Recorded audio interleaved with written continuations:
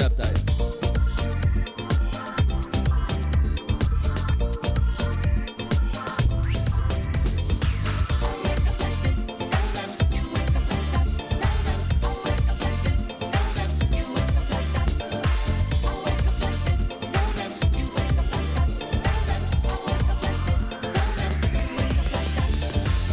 Tell Queen Lorna, what's on your mind? All right, I'm going live at Facebook now. I'm already on YouTube.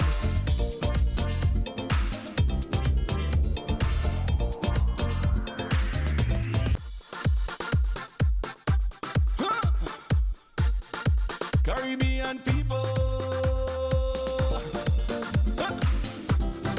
it's Belizemix.com.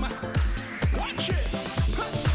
I wake up like this. And a very pleasant good morning to each and every one of you. Thanking you so much for joining us here on Radio Belizemix on a Saturday morning.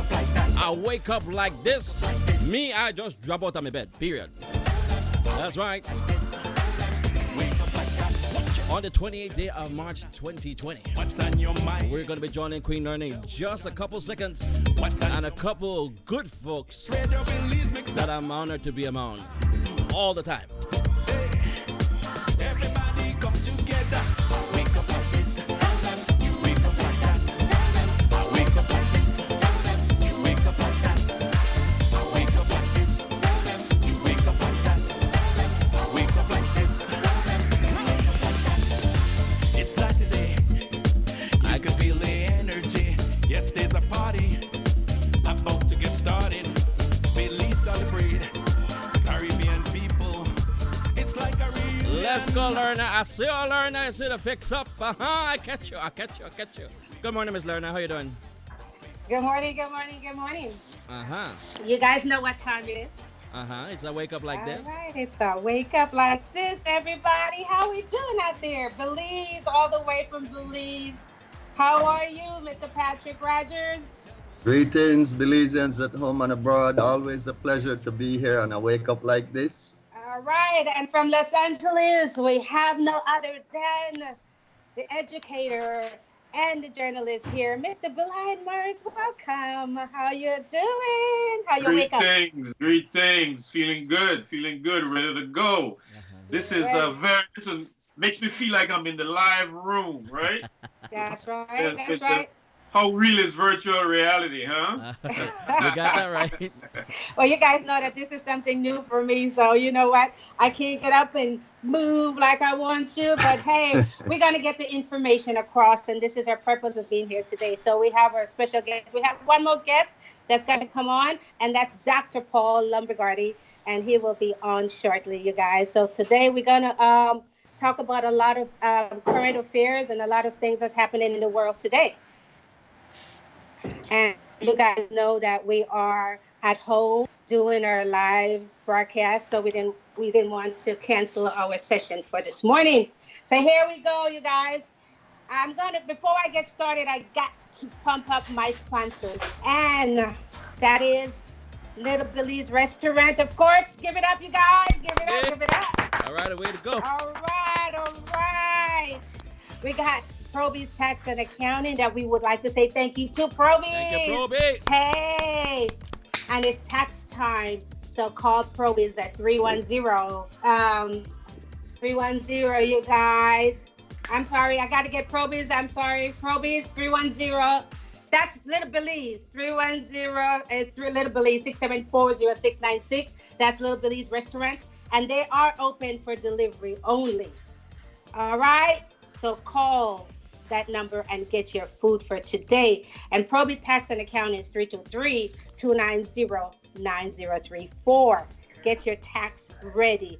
Even though they pushed the deadline, I need you guys to get in there. All right?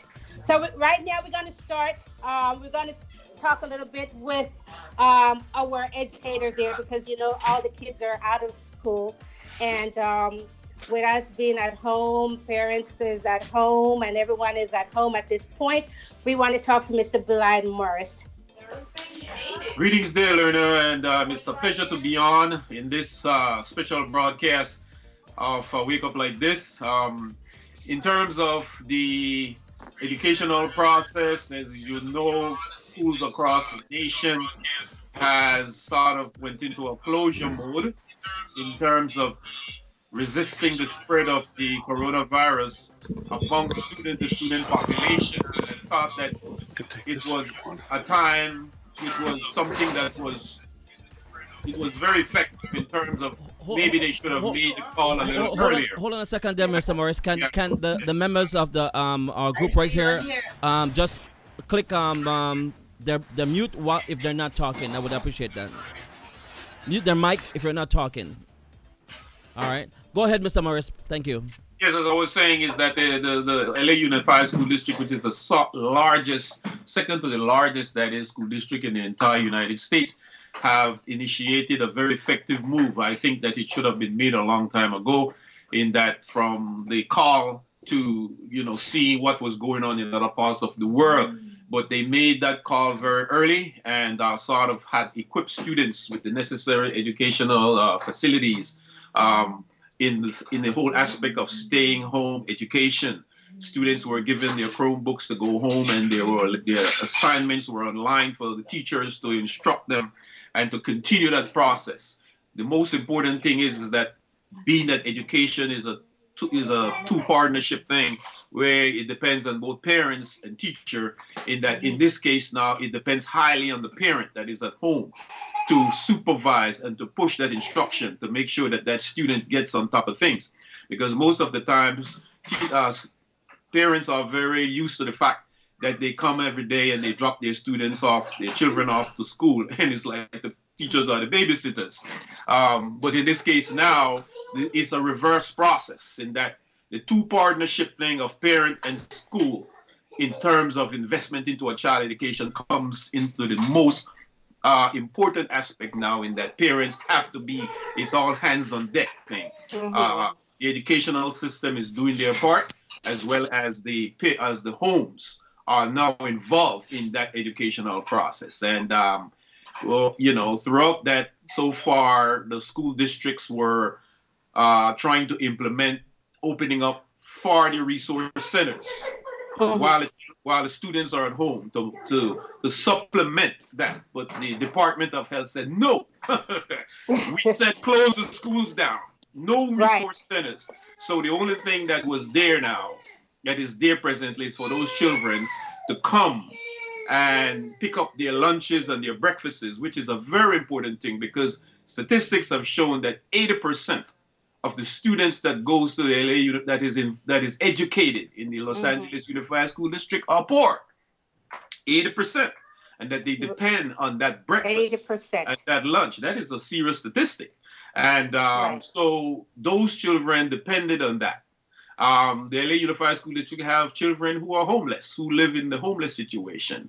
And so they, instead of the resource centers that we're going to use as tutoring facilities, where we as teachers would have gone in and provide that supplementary educational instruction, because the Department of Health says no, then all was needed to have been done after that was that parents come in the morning, pick up that breakfast and move. It's just like the whole pick up the food and move on. There is no process where you're going to be having this close proximity to each other and stuff like that. The Department of Health did not want that process. So the instructional programs are continuing at home. And so far, with the monitoring, with what we are hearing from the Unified School District and their data in showing how that is coming along, it is coming along fairly well. But more can be done in terms that parents got to get on their kids to do those instructions. Parents got to start when that teacher opens up that computer in the morning and have that child start that process of their instructions. There will be no grade. There will be no grading. It's just that the instructional process continues, but the parent must cooperate. And they are finding instances where certain parents are not cooperating. All right, not cooperating. It's not getting it to the point where they would like it to be. But so far, it is working out very successfully. Okay, and do they have any deadline as far as when they will be back in school? Because I know some people are saying it might be not until the end of the year. Or do you guys have any idea what is going on with the school system as far as that is concerned? It appears that this could probably mean the end of the school year, which closes in June. Uh, June. Okay. which closes in around June 10th of every year. It starts in August of the previous year, and then it ends in June of the following year. And so, being that we're in March and this crisis is upon us, it appears that from what we're hearing in terms of educators, in that it could be the end of the school year because we do not have any idea, depending on the calls from the Department of Health, that monitors give the instructions in terms of the warnings to school districts, how long more they can, when it's going to be the end of this crisis. And so it cannot say, though they have given a deadline that, oh, the schools are going to be closed for 2 weeks, it definitely will go beyond that. It will definitely go beyond that. But it appears to me, as an educator, at the end of the school year. This is the end of the school year here in the United States. Yeah. Wow. Okay, and as far as the kids that, how do you think that they are feeling right? I don't have any kids that's in school at this point, so I'm not sure how you think that the parents are dealing with the situation with the kids being at home. Can they be penalized, like you mentioned earlier? Some of them is not doing or following the guidelines as far as teaching their kids at home. Are they can the parents be penalized, you think? Are they going to get to that point where they will hold the parents responsible for certain things that's not in? You guys have like stuff that the student needs to meet as far as homework and all that. That is still in effect, right? Can they hold the parents accountable at this time? No, there is no kind of law or rule that is initiated or in the law books of the LA Unified School District to implement those kinds of things. And I don't think there is any kind of rule or law in any school district, New York being the largest school district in the entire United States, that is being heavily hit right now. The state that is heavily hit by the coronavirus does not have those kinds of things. It is voluntary. During regular school process, where instructions are going on, where children are at school, there are parent conferencing. There are meetings for parents to come in and to hear what the school district is doing for their child. And that is throughout the school year, and a lot of parents participate in that. But it is not mandatory that they do that. There is not a mandatory stipulation. And it's the same thing in terms of this process of homeschooling, in that it is not a mandatory thing per se, where parents are given this sort of forceful sort of policy to implement that. It is something that it is like a collective bargaining agreement in terms of everything. The parent and the parent, the child, and the teacher, and the school district. So if you don't put in your part, we're not forcing you to put in your part. But if you value your child's education, especially in a crisis like this, then you, as that parent, will make sure that you do your part. There are millions of parents in the United States who homeschool their children, who don't believe in sending their children to school for the main facts that they don't want their children to be vaccinated and all that stuff. So homeschooling is a thing that has been going on for years. And you can find that there are top students today who are PhDs who would tell you, I was homeschooled. You could find that in the United States, there are students today that will tell you who are top doctors, lawyers, engineers, who would say, I didn't even go to high school. I took the high school exam and passed it and went straight to junior college. And so it is not a difficult thing in terms of homeschooling your child and getting involved deeply in the educational process of your child. It should be a motivating thing for parents, especially now, to put that in, to make sure that they do that part better than they used to do it when their child was at school. Okay, one more question for you, and then we're going to move over to Doc. Do you think that with the current situation right now, and like you mentioned, homeschooling, do you think this will give an idea to many that they can keep their child at home instead of sending them back to school? Will that be a problem with the school district if they start seeing the drop in their attendees and homeschooling growth? So do you think that might be something that you think this will be pushing us towards? Is that question? Belai, Oh, that Belai. question is aimed for me. I thought you was Yes. talking to the good doctor. No, this is Can you, yeah, yeah. repeat it again? Can you phrase it This is again? right. As far as you know, how there's many that was homeschooling already. Now, with this forcing us to do it the way we're doing it right now, homeschooling and online, everything is online. Do you think that may cause a problem with attendance with the various schools? Very good question, Leonard. This is the way. Yeah, very good question there in terms of the fact that here now comes the impact or the effectiveness of distant learning. And as you know, Mhm, distant learning is nothing new. Distant mhm. learning is going on all over the world, where today the whole aspect of education and instruction has changed in terms of the fact that there are people who cannot really go and sit physically into a classroom, distance apart. Right. And so technology now, like we are right here, technology has allowed distant learning. Right. And Belize has distant learning. The University of Belize uses instant learning in terms of students can sit at home and the instructions is right there and the professor is lecturing and the students can then use their computers and their technology to do their courses online. They have Right. courses online all over now. This is a great opportunity now for the high school or the school district of various schools across the nation to now effectively use their distant learning programs. And so distant Hmm. learning now is coming in as a very effective means. It is just that parents are not too used to distant learning. Most parents from K through 12 are mostly used to, in the case of Belize, from kindergarten to six, or Hmm. say high school in Fort Farm, are mostly used to having that child being in that classroom where the instruction is direct. Now, is it distant learning allows an indirect process, and so now we will have to just reverse or shift, adjust to that paradigm in terms of now continuing, having a continuity on education. And very good point in that distant learning now becomes very much now effective. Yeah. Right. Well, thank you, Mr. Belay. We're going to shift over to our doctor here, Dr. Paul Lambergardi.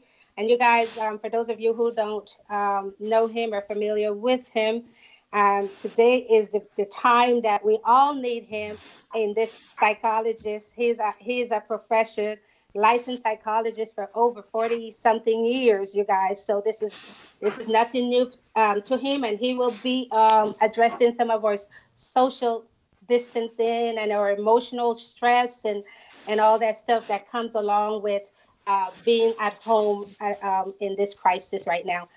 Good morning, doctor. Good morning, Lorna. Good morning, listeners and fellow panel. Excuse me. You can hear me? I trust. Yes. Yes. Okay. Would you like me to just say something, or you want to ask a question? Yes. I just want you to take it away. I wanted to know Sure. from your expertise, what's the effect with coping with, with this lockdown, from the mental health part of it, and the emotional health and anxiety and fear that people are having. People are Sure. going crazy. I mean, you see it out there.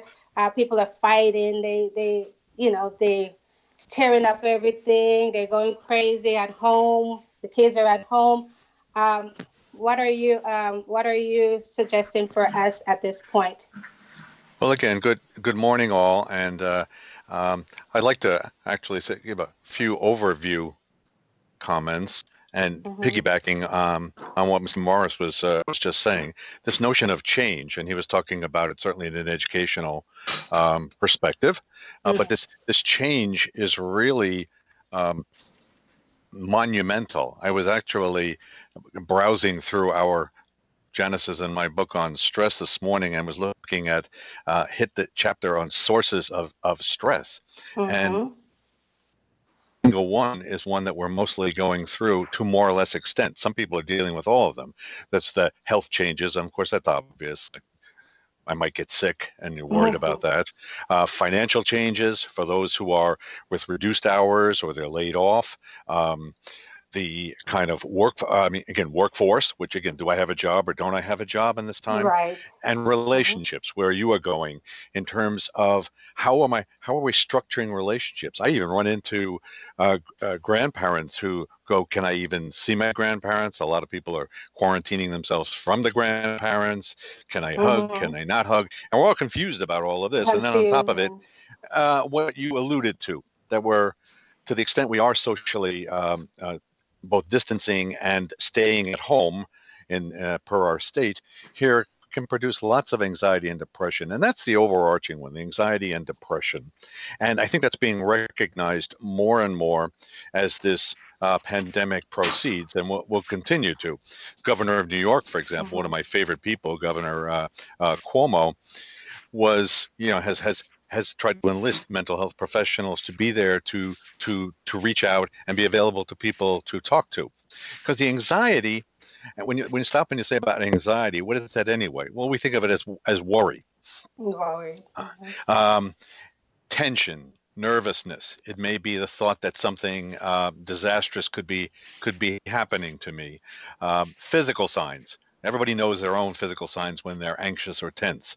Their body tightens. They may have shortness of breath, which, God forbid, could also be part of the COVID-19 issue. Um, but they get flushed in the face. So we all have these kinds of signs. Then we have depression, which the World Health Organization has identified as one of the leading causes of disability in the world. And I think the Mm-hmm. link to COVID-19 is that to the extent that we suffer depression, which could be understandable, particularly if you're stressed and worried about getting the disease and or losing your job or not getting it back, depression compromises your immunosystem. So that makes you even less able to ward off the virus should you come into contact with someone. So we have all these kinds of worries, anxiety, and depression that are mounting. There's signs. I mean, in the LA Times yesterday, I read that Yes.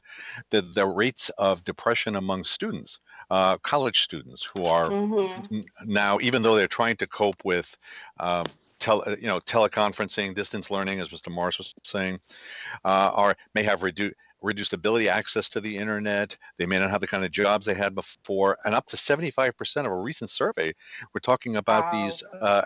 these college-age students having reporting depression, which is a lot higher than normal. Because I've written on this before, and it's usually more around 25 to 40%, which is still a very high rate in young people. And our young people have been suffering more anxiety and particularly depression of late. Um, if you think, what do we have here? We've lost control. Mm-hmm. There's a feeling for many people we've lost control, some of which is driving all this panic buying and the fights over toilet paper in Toilet grocery stores, paper. etc. It's not the toilet. It's not the toilet paper. It's how do I regain a sense of control in my world that many of us feel that we're losing to some extent. The other aspect here is the uncertainty. Yes. The uncertainty. We don't like uncertainty. Humans don't like uncertainty. We'd much rather go one way or the other and figure out something.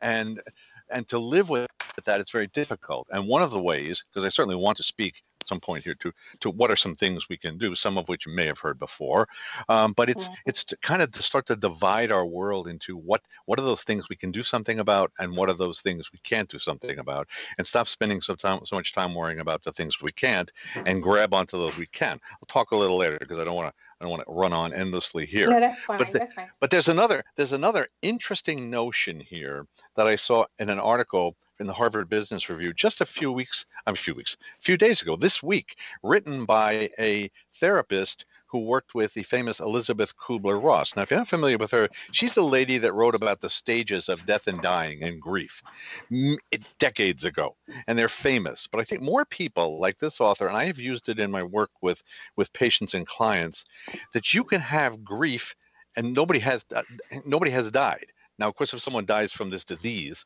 of course, people are going to be in grief. But I'm talking about loss. So that if you apply it to COVID-19, the first stage is denial. Well, we've seen that all over the place, from our government officials to people we may know. Well, it's a hoax. It's a government thing. It's not real.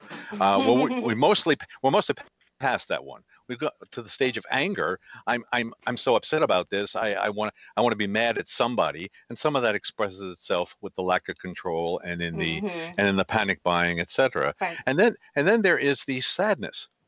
So I say, okay, if I I think we lost him Right. for a minute. So we we, did we, we we lose? got Oh, you're back. You're back. Go ahead, Doc.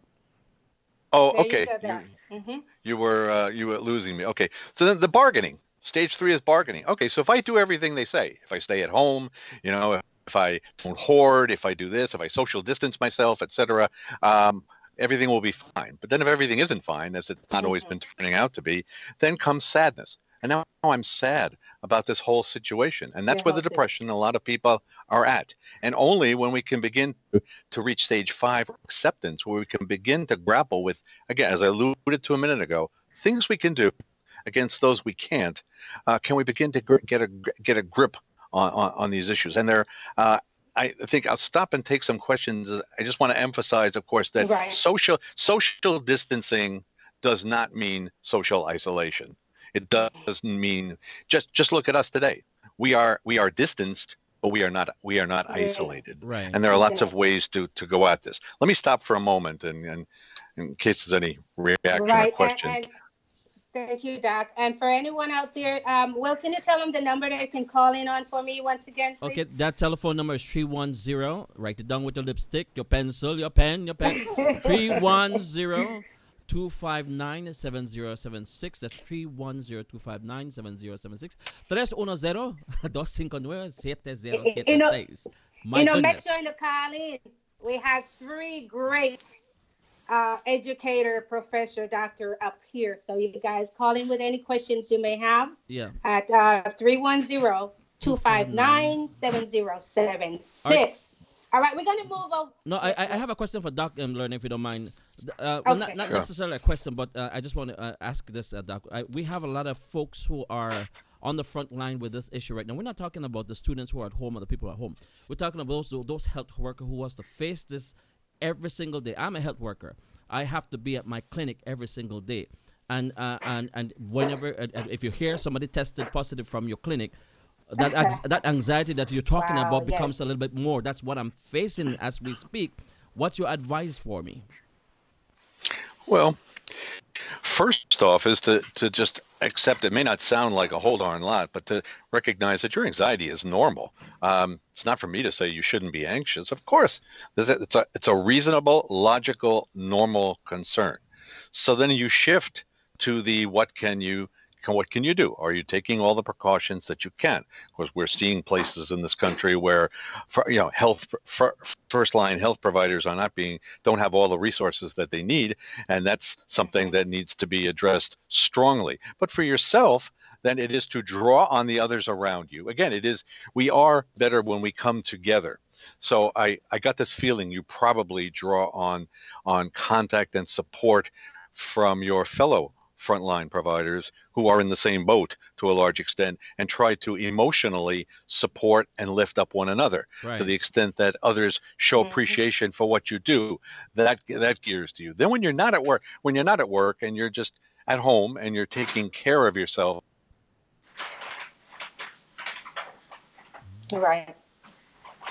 that you And you remain connected, that you exercise some, that you find some things other than caring for others, which is very, very noble, and I thank you. To help yourself relax, using we're very fond of recommending meditation, relaxation, yoga, mindfulness. They're all of a family of relaxation approaches, which we know help. And believe it or not, they actually help the immune system too, Well, which I Doc, Right. alluded to before. In my case, one of the things that I do as soon as I get off work in the afternoon and I get in my car, I put on my music because that's the only thing that makes me relax, Doc. right. You know? Of course you do. You are. That's your thing, and that's a good right. thing. Works for you. It's one of Right. it's one of the many things that we can draw on that we like or that are good for us, that are distractions that we can enjoy. By God, for sure. Right. Good point. All right. Good point. Any other question? Is there any question online, Will, that anyone may want to ask any of the 2 speakers so far? I don't see any question really coming from anybody. I just see people making their own suggestions about what they should be taking during this time. You know, like coconut oil and eat lime and garlic. You know, we have a lot of doctors now. Ginger. Okay, you know, well, Scotch you guys, well, they know that the old remedy for any cold or flu, because you know this is flu types of symptoms, and we have the old remedy, the honey, the lemon, and the garlic, and the ginger, and all that stuff. You guys make your own tea, drink that stuff every morning. All right. No, So we got to come back to. Huh? Go no, ahead. no, What? no, no. Here's one of the toughest questions that I've ever seen when it comes to this coronavirus. Virus. Somebody Mm-hmm. is asking, should I risk my life versus my job? No, the thing is that that's a tricky one there, because if you don't do your job, then more people are going to be dying if you're a health worker and you don't go to work. But then you think about your family, and that's the toughest thing, coming home to your family and knowing that you might be bringing something at home. Doc, your advice, please. Go. Well, again, good question and an extremely, extremely difficult one. And the medical experts are all over the ballpark on this one anyway. So to say I have any definitive answer would be a little grandiose here. Um, because we're hearing about, if you think you're exposed and around other people, you should be isolating yourself within your house. That's not feasible for everybody. Mm-hmm. To go wall themselves off in a room and then have their spouse or kids or something providing food through the doors. That doesn't really work too well. 14 days. Yeah, I think your first question was the bigger one. It's do I go in or don't I? And again, that's a tough one. I feel like I'm not giving you the answer because we're still in a lot of flux here. We have first line responders who have tested positive in New York, the epicenter of this pandemic for the time being, who are being asked to come back to work because they don't have enough people, and so then their worries, of course, of giving it to other people in their work, and of course coming home and continuing to bring it home, are huge. Now, if ideally would be that if you think you've been exposed, that you keep yourself from other family members as much as possible, or somewhat limited. Or I think what's going on is a lot of people, they're interacting with their immediate family members, but we're certainly not having gatherings and other family members, nieces, uncles, cousins, brothers, etc., really keeping down the contact there so that you can kind of limit that. The more troubling decision you alluded to is, do I go to work or don't I go to work, is not one anyone can answer. It's your own individual Right. situation, of course. It's that risk reward of having the job versus running this risk of the disease, and that's the source of the anxiety. Mm-hmm. But it's actually normal.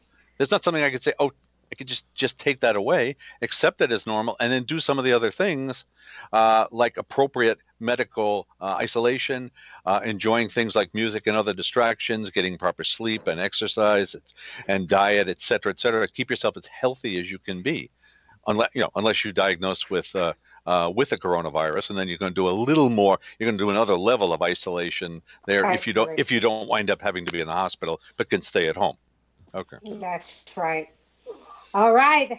We have a lot of questions with this current situation that we're not able to answer at this point. We're going to go all the way to Belize City, Belize, and we're going to find out what's happening down there in our lovely Belize at this point with Mr. Patrick Rogers. Can you give us an update, sir?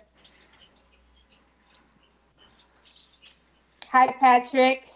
Can you take the mute button off? Yes. There you You go. hearing me now?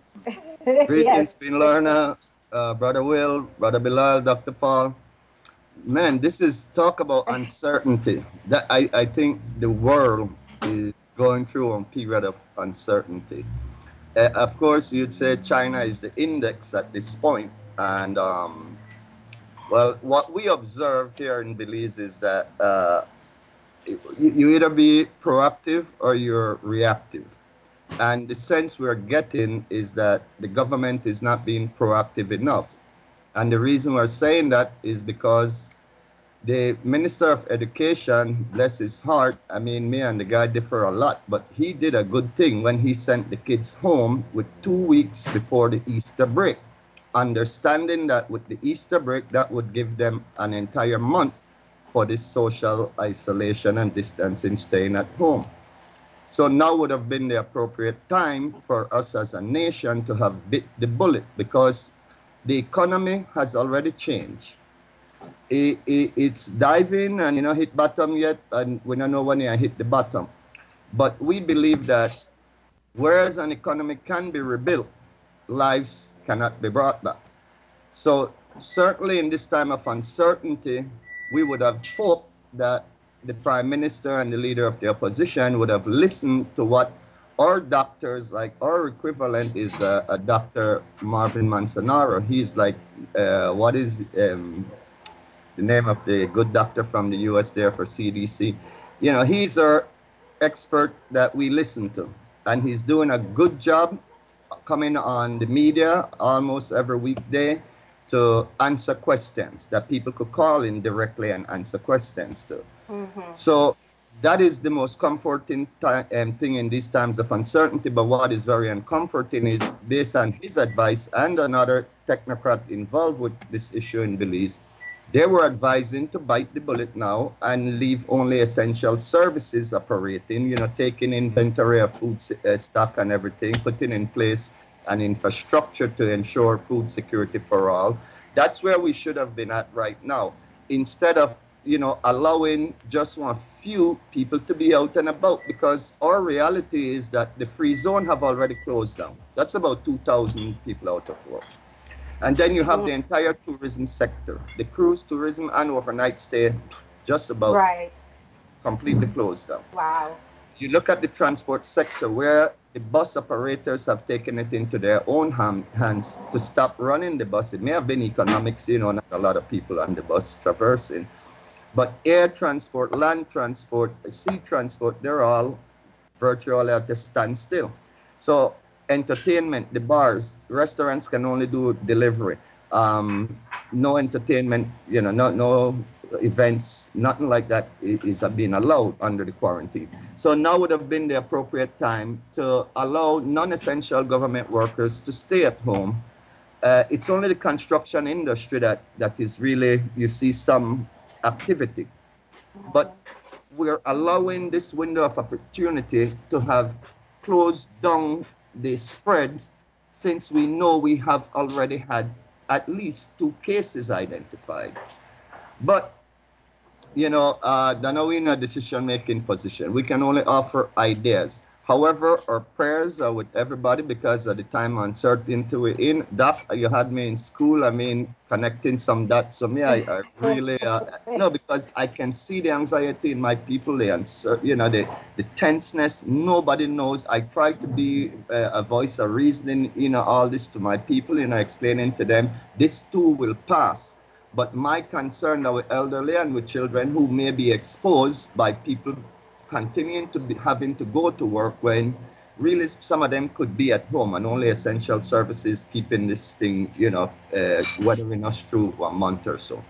So having said that, my concern, as I said, is that we like to ensure that when we talk without color lenses here for Belize, because the relief programs that we heard set up, it kind of very selective. There's a part of our workforce that will totally be left out if we don't speak up for them, because not everybody has a bank account in Belize. Not every worker even holds a social security card, to be honest. Right. So if you don't have either of those two, you will not be a recipient of this relief package that they're supposedly putting together.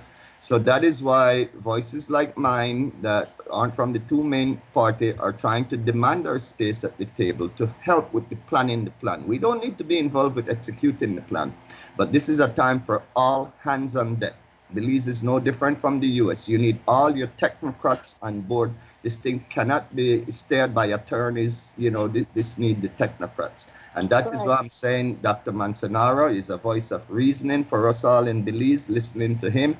He gives us factual information that, gives us something to hold on to. But with all the I, facts he's given, his advice is to take matters in your own hand and, stay isolated as much as possible.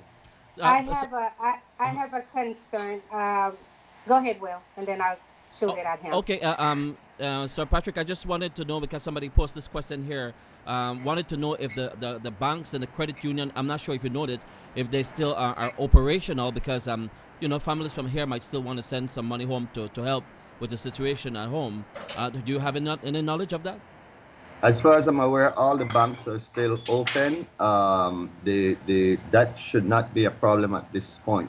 I do know that they're limiting, some of the banks are limiting amounts of withdrawals and stuff. So I don't know if a run on the bank is already creating some problems. But later on in the week that just went, there was some issues with people saying when they go to withdraw from one certain bank, they can only take out $100 at a time, and each transaction there's a transaction fee. So Oh my it's goodness. all these things we're saying, and we haven't heard from the government. The central bank haven't issued out directive.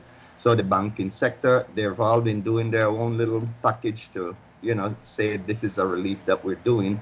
Of course, anything is appreciated in that way, but it should have been more structured with the government, and the central bank coming together and laying down some basic framework of what the banks, can or cannot do at this point in time. Like we've been calling for a moratorium on all payments. I mean, nobody should be forced to find money to pay one bank note in a time of disaster when you need to be worrying about food security. Right. But Western Union is still operating for those of them who can, Yes, who yes. still wants to send money. But I think down there in Belize, they're closing a lot earlier where they can get, withdraw their money from. So I think they're adjusting their hours also with the Western Union pickups. Well, So it's so fluid. It's so fluid right now because, as I said, the prime minister effectively put us on cue in his press release that another case or two would put us in a state of lockdown indeed. So he just about left the door open for the next two cases that might be identified, might see us. One or two, I'm just saying, one more could trigger a lockdown. Once right, it's not, and if you guys, not to cut you off, but if you guys, I'm a little concerned because I know the U.S. We were guaranteed that we're not running out of food. Even though we had all this fighting and stuff, like we're gonna be run out of food and stuff. But you guys are a little bit different when it comes to supplies of food. They closed down the border. I think you guys got a lot of food from across the border. Do you think you guys would have like supplies in store if you guys are shut down for let, let me be maximum amount of honest with time? you. The resilience of our Belizean people is nothing to play with. We are a small number. We're dispersed in 9 municipalities and about 200 villages.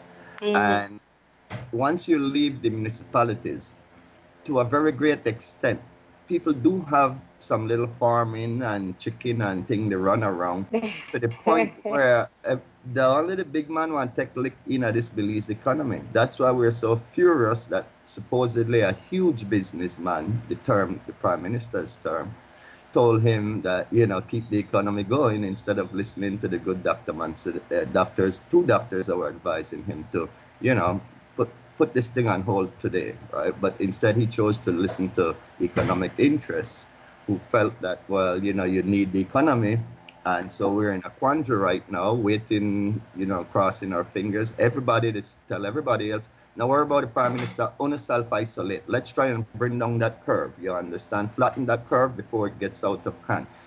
I mean, brothers and sisters, the world is showing where the debt rate is between 2 to double digit percentage. But the 2% and stuff are more, you'd say, socialist inclined systems where healthcare is universal, where it's going up to 10 and 12% and stuff, that Italy and the US and other places that you don't have universal healthcare. Now Belize don't have universal healthcare, and so that is our fare, right? We have about 4 ventilators. I think they said they'll get 2 more, 6 in the country. You understand where I'm coming from with this? So we're not prepared to deal with this thing, and our best bet is to try and just bunker down and wait for it to the peak in the region, in the Central American region, to pass us by. Because we're not in isolation here. We're not in a bubble.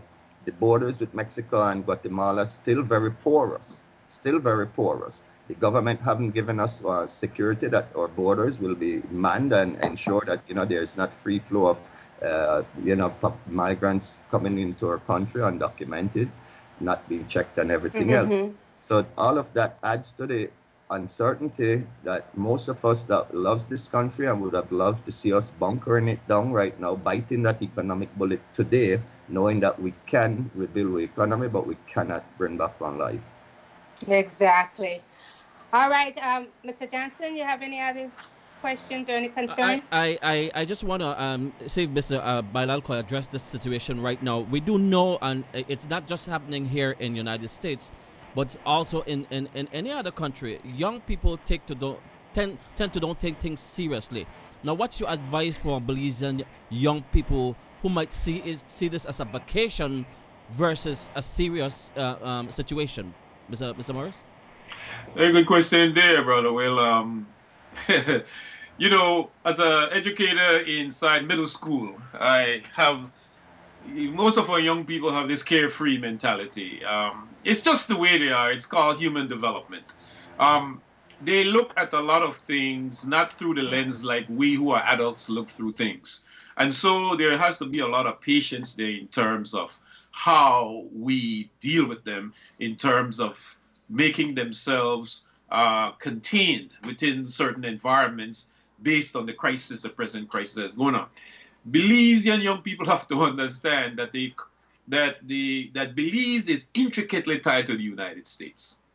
All right? It is intricately tied to the United States. And if they watch enough television, they will be able to see, they're seeing American television, and they're seeing this whole issue based on American television. They're not seeing this issue based on Belize local news. They're watching this they're on Facebook, they're on Instagram, they're on all of this. And if they have seen in the United States where a bunch of young people took it to themselves, say, we don't really care, we're going to go on spring break. And we saw that Florida issue, right? Where a lot of young people went and they did their spring break. And I don't know how factual information is, but I understand that a lot of those young people who did not listen to the call in the United States to stay within their confines and do not go out in terms of travel and in terms of going anywhere else in terms of spring break, that some of those young people came down sick in terms of that. And so I would just say to Belizean young people, you are deeply influenced by American television. You're deeply influenced by American culture, and that whole spring break thing, we Belize used to call Easter, right? It is not Easter no more for them. It is spring break. Belize have to understand that their culture has been changed from breakfast, lunch, and dinner, not tea, dinner, tea no more. Belize is heavily Americanly influenced. And so they need to take heed that what they see is happening here in the United States with this serious addressing and the resistance and all hands on deck, and how young people have been pushed. And then the United States have not been successful enough to have the majority of their young people listen and obey in this game, but they have many of them have rethink they have a whole different attitude today. And so I would say to those young people in Belize, pay attention. Give up your little fun and your little socializing that you would necessarily have in this time, and stay confined, stay within your homes, and pay attention to the American news in terms of the good parts of it that is addressing you. Don't pay attention to the bad parts that you see, like those young people that went off there into Florida and did their own spring break thing regardless of anything. And that would be my advice to them. Listen and take advice, and stay within the confines of your homes if you have to, and find social ways of entertaining. Belize changed in the 1980s, where as soon as good times and those came on scene, I used to be a child. We used to have beautiful Christmases where we play on the streets, and we did. When the American television came to Belize, everybody was within their homes. You don't see nobody on the street. All the children were involved with games at home. Now, this is a time now where you can use that now. You find ways and aspects of home entertainment, right? Substitute the outdoor and the going to Placencia and the going, well, you see what is happening in San Pedro there. I never seen so many people running on boats and running off there. This is the panic. And they need to pay attention to those things. Find ways of entertainment at home. There's a lot of entertainment. A lot of these young people are having Xboxes and they're playing Fortnite and PUBG. And okay, go do it inside the house. If you're not into home entertainment, find something to do. Read a nice book. Read a book. Learn how to cook. Go inside and drink some water and find constructive things. You got a whole lot of coconut water. Get some of that. It's an electrolyte. It will help you. You don't have to put up a spring break. We're going to find it. Right? All right. But it is a great opportunity to now find Be creative. sense of spiritual being and finding yourself within the confines of your homes. And it will be very rewarding for them if they would take that advice. All right, so Lerna, just before you continue right here, I'm not sure if anybody on this panel will be able to answer this question, but this was posted by Mr. Clyde Gillett. Good morning, Mr. Clyde. What roles are the church leaders playing in the spiritual guidance of the community? Now, that's a good one. Unfortunately, we don't have a pastor on, so I don't know who's going to be able to answer that, but it is a good one. Someone will try. Anyone talk to their pastor lately? Well, Lisa, I would add that as a religious person myself and as a Muslim. Okay. I would add to that it is a great, as I answered Brother Will's question, this is a great time for spiritual reawakening, feeding the soul per se. If you haven't prayed, try to pray. Prayer helps. I mean, prayer is a prescription for good health. It was prescribed by the Maker to help us to deal with times like these. As you heard Dr. Lumbergardi spoke about, that whole aspects of finding ways in terms of meditation. Dr. Lumbergardi mentioned a very important thing in terms of how we can cope with these anxiety and these stresses. Meditation, and prayer is a form of meditation. Whichever way you have that you pray, use it. Doesn't have to mean which you pray the way you are and reach out to the Most High. I mean, it would be a great benefit. I mean, if we might say, well, I'm a secular person. I'm not really a religious person. Well, then, as we heard the good doctor says, find means of meditation. Just in a quiet moment, man. Sit in your room or sit in a quiet space or go in the backyard where the sun is, right? And get some sun in your skin and just think. And just find that self, find that inner self within you, speaking to you to tell you certain things that would be greatly beneficial to you. Yeah. Can I just jump in a second and piggyback on what Mr. Morris is saying?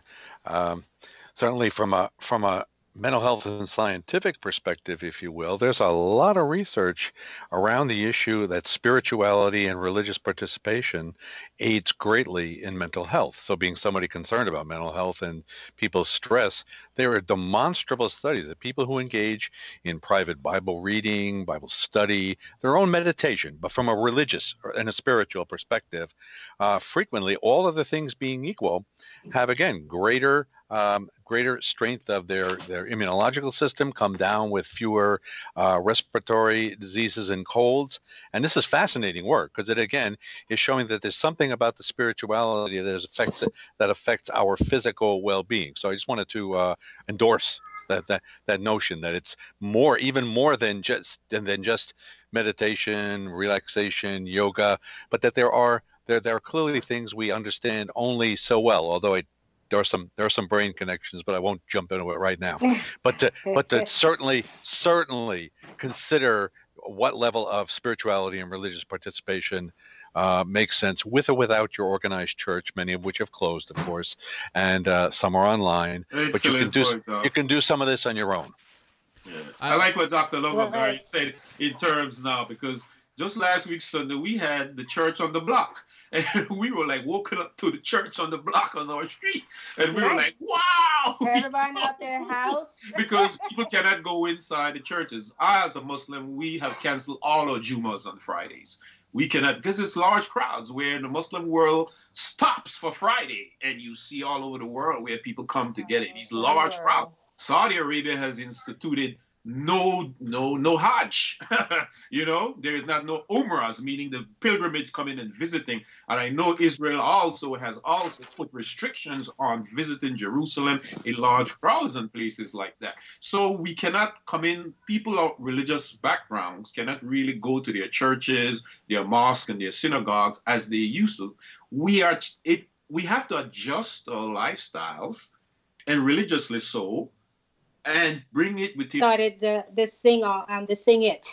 A lot of us at home, we can't sing. We miss our karaoke on Friday nights at Bombay Lounge, and I'm just making this thing online where the karaoke can still continue. It's an exercise. It releases stress. The vocal where the disease will attack. We try to keep that working. So the Sing It is online. You make a video, you send it in, and we're still having fun that way. There is a specialist that's online that's going to be giving session on health and fitness and, things like that. So people are trying to be creative, and the DJs are all out. I saw all the DJs. Give it up for the DJs. They were all out just, making things happen. So this is what we have to do with future. We know all political parties have an agenda. You should at least invite someone from the government. Now, I am not the person who runs this program. This program is run by Ms. Lerna. I am just the carrier, all right? I'm the platform. So if anybody's interested in being on any show like this, all you have to do is contact Ms. Lerna. I just want everybody to know that, because I had no kind of P. The only thing I do that PP. Right, and at this point, you notice that we're not basing anything on political figures right now. That's the point. Political debate. We are concerned about the nation, the people, and hope. What needed to be done. And as far as Patrick, for the people, we're guiding that in the concern of the people and what need to be done and what can be done at this point. We are not pointing any figures. Yes. Can I say something on my own behalf? Sure. Right. Brother Bilal know me. I am part of a continuum. I represent what is called a resistance in Belize. The Belize Progressive Party is one minute part of what we're doing. When I speak publicly, I make it a point to not speak as the BPP, but I speak as the Belize Peace Movement. That is not one political party, it's an activist organization. I speak as the Belize Territorial Volunteers, again, one other activist organization, and I speak on behalf of COLA. So we use activist organizations to champion issues of national concern that we want to get broad-based support. As we speak today, you will see that the former chairman of the Belize Progressive Party is the current chairman of the Belize Peace Movement, so you understand the way we work. But while we are trying to build an alternative political party for the liberation of our country from neo-colonialism and neoliberalism, take that with one grain of salt or take it as it is. We take on the responsibility as a generation to do our research and due diligence before we speak in a manner to update and inform our Belizean populace. And we see you all over there in the US as important as the Belizeans back home here. And a lot of the good ideas I have gotten or we have gotten in the resistance have come out from you all over there.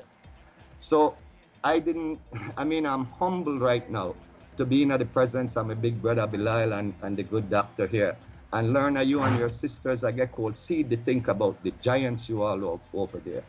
So I try to use this platform, since they don't give on a Libra that in my backyard of Belize. Mm-hmm. Really, they don't. So I use this platform to ensure that I make this about Belize. You see when I watch the show, you could see when I watch the show. Beautiful. That's all I see, right? When I talk for Belize. Right. Mr.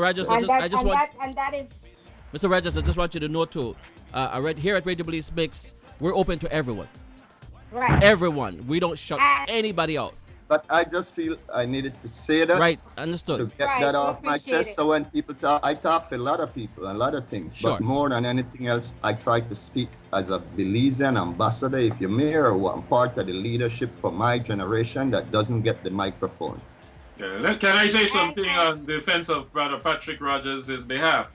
I think, Brother Patrick, in terms of the political spectrum, left and right and center, I think Brother Patrick Rogers represents that center, that middle ground. We cannot just have left and right. We cannot just have government and opposition. But we also have to have a center where we have the gray area. He represents the gray area. And there's nothing wrong for us to hear the left, and there's nothing wrong for us to hear the right, government and opposition, but we also have to hear that middle. And I think that it's a very conscientious thing on your behalf, Sister Lerner, as the host of A Wake Up Like This, to always invite people from the left, the right, and center. Right. And I think Patrick Rogers is one of the most balanced right now. In terms of hearing him articulating his position this morning in terms of the questions that you're throwing. Since Belize Caribbean Pulse, way back from 1986 to 1996, we had invited all the Belizean representatives, government and opposition, left, right, and center. And I think that Radio Belizemix, and I just love what Brother Will Johnson is doing. He represents left, right, and center. Thank He's you. neither left, nor he's either right, or he's either center. And I think that Brother Patrick Rogers, he represents that voice, right? Right. That centrist, that center voice in terms of everything. He's trying to address, also speaking for those who was not spoken for. Right? Right. As he tried to say this morning, those who are not spoken for, and those situations that are not been addressed. We have to talk about those situations that are not been addressed in this crisis, because there are people who are asking people like him, can you address those? Because those are not being addressed. We can't just hear the government position or the opposition position, but we have to hear the masses of the people's voice, what they are suffering from, or what they didn't get. And I think Brother Patrick Rogers bring on from off the ground in Belize, he represents those people who are not being represented, and we have to speak for those people. All right. Okay. And that is good. Thank you guys for that. But on the other hand, we are directing ourselves into one direction, and that is unity at this point. Unity. Someone from Belize, I was reading their comment, and all he was saying was, we are praying that all the political parties, the churches, the church leaders, the businesses, the organization, and everybody come together as one in this crisis. So we want to hear what everyone has to say. So this is not, this is a unity process right here that we are delivering today. All right, you guys? Did that cover that question, Mr. Johnson? We're good. I'm ready. Good? I'm ready for some music now. All right, I am too. Let's do it, you guys. Let's warm it up. Let's have some fun. And like the doc say, get the stress off. Come on, y'all. Let's go, Doc. Come on, Doc. Feel that way, make you look so. Come on, Doc. Yeah, there you Feel that way, make you look so, gal. I've been playing music for the last 2 weeks. When I say you look like you're making Breaking young up the new boy. space, yeah. Even though When I before I say play you look like you're making young therapy, boy. you know? How you look so, gal, that how you look so, how you look so. How you look so, gal, that how you look so, how you look so. How you look so, gal, that how you look so, how you look so. We make you look so, gal, we make you look so, make you look so. Feel that way, make you look so. Feel that way, make With that, we want to say good afternoon to all who are joining us on Facebook, you nice. YouTube, You look like you Vimeo. young bones. Good afternoon in your area. 9 minutes after midday, local time here in California. Let's go, Patrick. Let's go, Balal. I don't have to tell Lorna, let's go. She done gone. Let's go, Doc.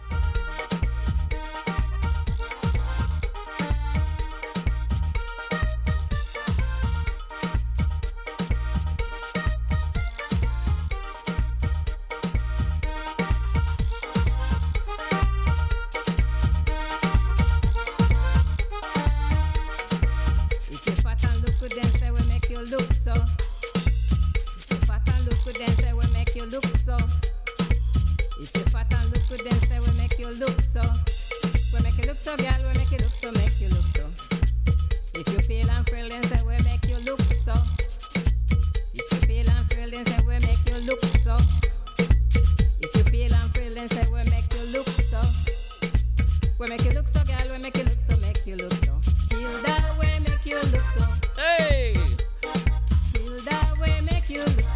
again, Doc. I didn't know you have the move, Doc. Come on, Doc, what you did? Come on, Doc. That's therapy as a dance as a therapy. Yeah, chair dancing. It's Okay, let's do that move, you guys. Come on, Doc says you gotta do this for stress, anxiety, and fear. That's right. Come on. It's a movement. Hands in the air. That's right. All right, y'all. Woo. Everyone at home is gonna wake up like this. Feel that way, make you look so. Aye. Feel that way, make you look so, gal. Uh-oh. Then I say, it look like you're making young bones. Then I say, it look like you're making young bones. How you Uh-huh. look so, gal, that how you look so, how you look so. Come on, Mr. How Johnson. you look I so, can gal, see that how you. you look so, how you look so. I got it. Don't worry. I got it. How you look so, gal, that how you look so, how you look so. All We right, make you look so, all gal, we right. make you look so, make you look so. Feel that way, make you look so. Feel that way, make you look Love it. so, gal. And to all those celebrating birthdays today, Then I say, happy birthday to you. you're making young bones. Then I say, it look like We got one more before we come back, folks, to serious business. In the meantime, though, That's right. we're taking you all the way down Uh-oh. Waterlane. I think they're gonna get a lot more music today, Will. Take it all the way back.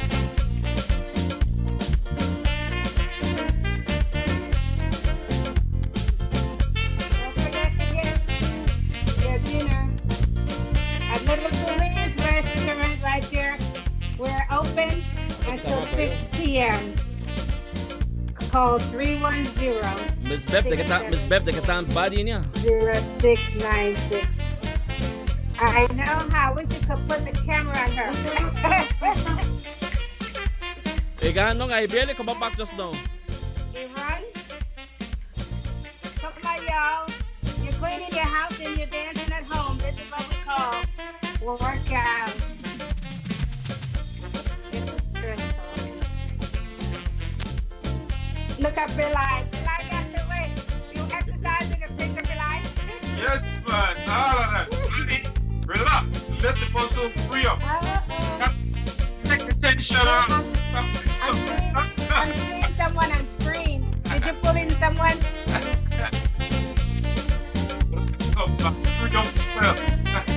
Come on, y'all. Work out. Millie Tucker said, good therapy, Will. Come on, Miss Smith.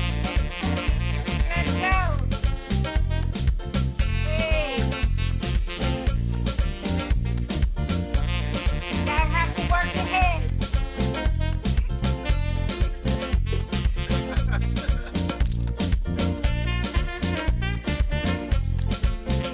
Want to shout out to the nurse out there, y'all. I hope you dancing with us. She is the person responsible for this big project right here, pushing me to be. I've been like this. Hey, Laverne, we thank you. Hey.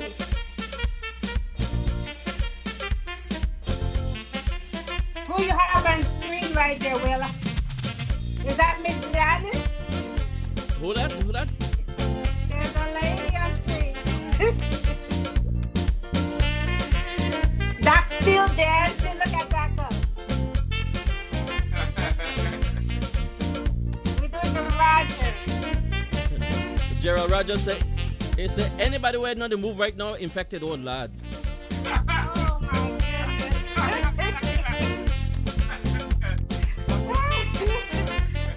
Oh no. All right, well, I guess y'all better get up. I'm sure that's not the case. We don't want none of that.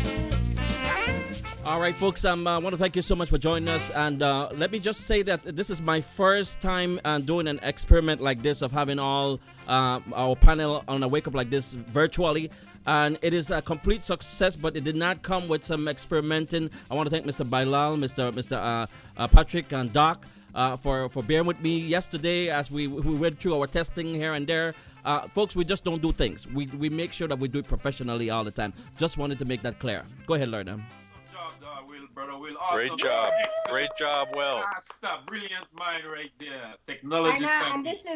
this is very new for me. This is my first time, you guys. So hey, it's a wake up like this, and I want to thank our sponsor because without them, this won't be possible. So, Little Belize Restaurant, Proby's Tax and Accounting, and Radio Belize Mix, of course.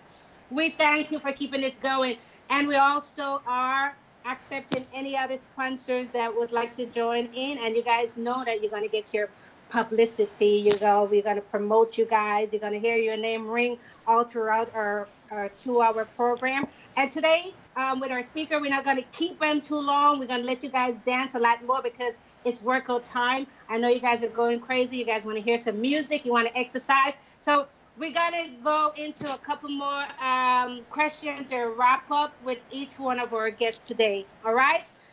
So we're going to just put it on you guys to deliver at this point to the world on this crisis. So we're going to start off with Zach. Zach, I want you to address anything else that you may have for the people on the medical part of you. Okay. Two major areas that and don't frighten. I didn't mean 45 minutes worth of two areas, but two areas. One is again the whole idea of social connectedness. Again, we are social creatures, so this idea of social distancing is one thing, but there are lots of ways to connect. We've heard some of them. We're talking about distance connecting. We're doing Break right it up a little bit. now. Mhm. You can do other sorts of things. You can, okay, yeah, no. Yeah, My back? we break it up a little bit with Doc. Okay, let me take a step back. So the social connectedness that we're doing today, right here, can be done at home. You can connect to your family, loved ones. It's a good thing to do. Again, I keep going back to my favorite Governor Andrew Cuomo of New York, but talking about spending more time talking to his daughters at home than he would under any other circumstances. And while that's a ray of hope in a very difficult situation, we need to stay connected as much as possible while we maintain this social distancing. If you are feeling terribly anxious or depressed, again, there are online chat areas. You can Psych Central. I'm not affiliated with any of these, but you can go to Headspace and get some good meditation and apps and mindfulness apps. You can go to Psych Central. You can sign up for chats. Telehealth is growing enormously, and it's been around, even though sometimes our president seems to think it was invented the day before yesterday. But it's been around, but it's going to expand. Right. Are you guys hearing Doc well? Because he's breaking up on my end. It is expanding. Yeah. I'm doing it also. So that seeing patients. Okay. All right, Doc. Yeah, it's a little broken up. Yeah, you're breaking up now, Doc. Okay, Doc. We're Anybody gonna hearing come back with. me? We're gonna come back with Okay, your wrap so up. that there, if you need, you wrap up now? Okay. Can you hear me? Do you want me to wrap up or? Yes, we can wrap up. You're breaking up, Doc. Can you hear me? I can hear you Yes. fine, Lorna. Can you hear me? Okay. Yes. No, you're breaking up. Now we can hear you now. Okay. Well, Right. let me bring it on home.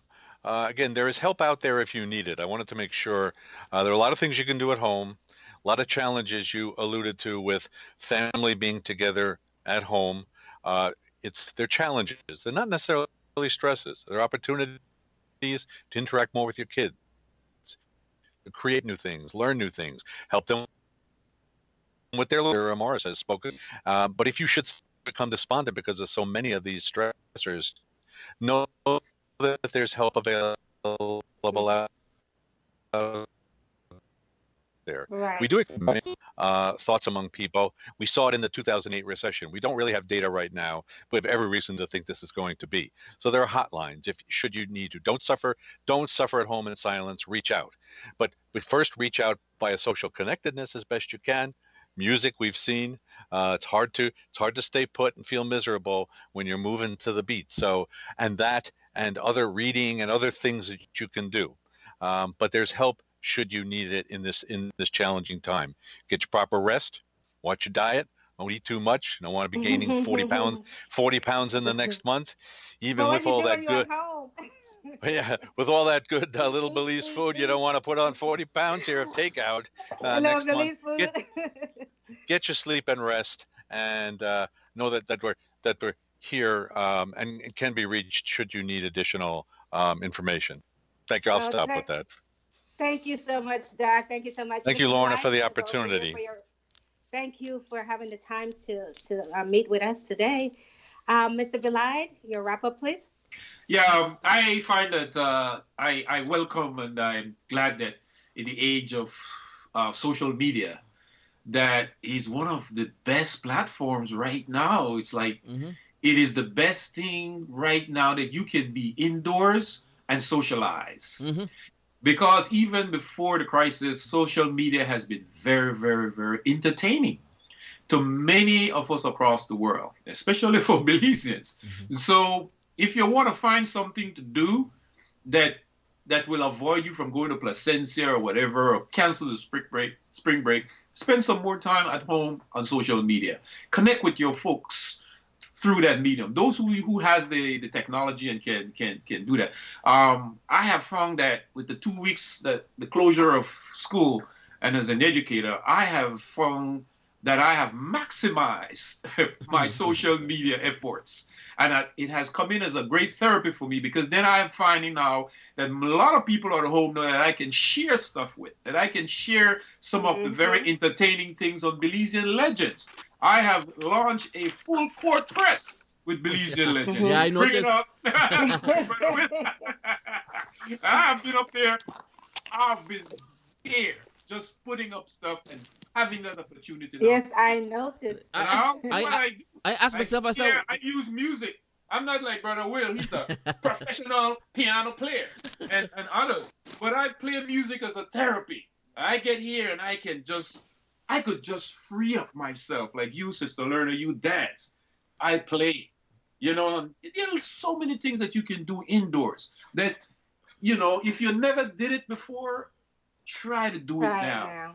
And it will be great fun and it will be healthy. And so those are the things that I have find that has been very conducive in terms of this lockdown, this crisis, this confinement within that space. There's so many things to do within that space. Right. So that's what I would Because like to suggest to folks, huh? Yeah. Right. Thank you so much. Because there's nothing we can do. We just have to abide by the rules and stay in and be creative. So, Mr. Patrick, we thank you, Mr. Belay. Mr. Patrick Rogers, can you please wrap up for us, please? Certainly. And if I could piggyback on Brother Bilal, social distancing does not have to be social isolation.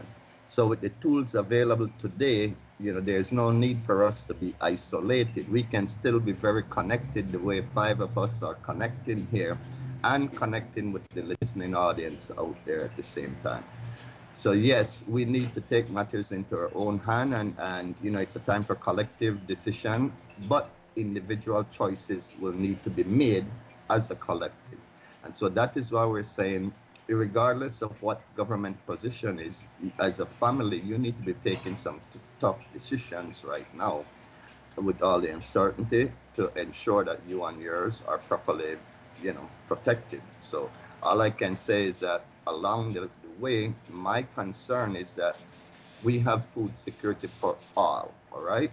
I mean, for all. We don't want to see this tribalism would dominate politics here in Belize occurring, where only, red and blue, who to share up this thing at the moment, gets addressed. I have a lot of people I speak for outside of the red and blue paradigm. That is why you see the peace movement, myself as the BPP leader, trying to demand their spot at the table, because they've quite frankly been making decisions without even extending an olive branch to us to come and get at the table. So the only Okay. reason I have to bring that up is because I have a lot of brothers and sisters out here contacting myself, looking for guidance, and all I can tell them, man, truth, like Dr. Bulwa said, right, a great Belizean mind, truth, the trust we need to be having in these people right now can only be coming through communication that is all inclusive. They have to be communicating with all of us. They have to be contacting us and having us buy into whatever it is they're doing, because we do represent one sector of the society who is currently with a lot of anxiety and fears about what the next 2 months will be.